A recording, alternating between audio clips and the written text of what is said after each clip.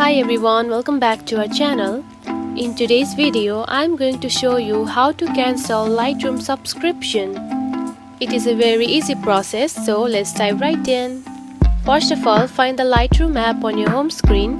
Now open it. Then tap onto the starlight button at the top right corner. Now select it. Then here you can find the Try Lightroom Premium. Now tap on it. Now here is the fun part.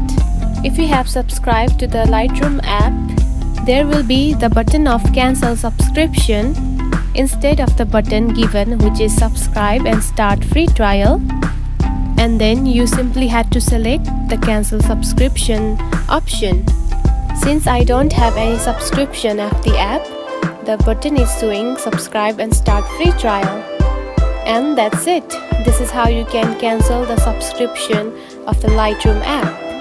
If you found this video helpful, don't forget to like and subscribe for more tips. Thanks for watching.